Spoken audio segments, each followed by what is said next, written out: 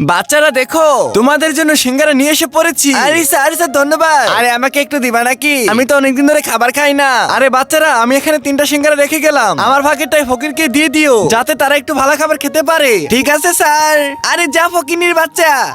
আরে এই নে বন্ধু তোর সিঙ্গারাটা, আর আমারটা আমি ভাগ করে নিয়ে নিলাম। আমি তো এই ফকিনের বাচ্চাকে সিঙ্গারা দিতে চাই না। চল এই সিঙ্গারার ভিতরে মরিচ লাগিয়ে দে। হ্যাঁ তুই ঠিক বলেছিস, তাতেই মরিচ লাগিয়ে দে, তাহলে অনেক বড় একটা শিক্ষা পেয়ে যাবে।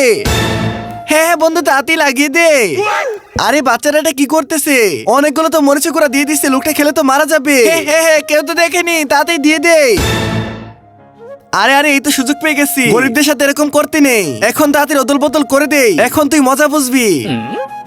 তার আগে বন্ধুরা, আজকে তোমাদেরকে একটা প্রশ্ন করব। তুমি কি এই মন্দিরকে ভালোবাসো নাকি আমাদের প্রিয় আল্লাহ তাআলার ঘরটিকে? তুমি যদি আমার মতো মহান আল্লাহ তাআলার ঘরটিকে ভালোবাসো, তাহলে এই ভিডিওতে একটা লাইক করে চ্যানেলটিকে সাবস্ক্রাইব করে দাও। তারপরে তোমার সুন্দর নামটা কমেন্টে জানাও, অবশ্যই সাবস্ক্রাইব করে দিও।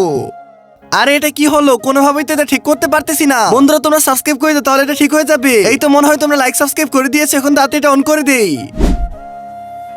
আরে তোমাকে ধন্যবাদ। এখন তুই মজা বুঝবি। আরে এটা তো অনেক মজা। আরে এটা কি হলো? এখন আমারটা খাই তো। আর এটা কি হলো? আমার মাঝখানে ঝাল চলে এসেছে।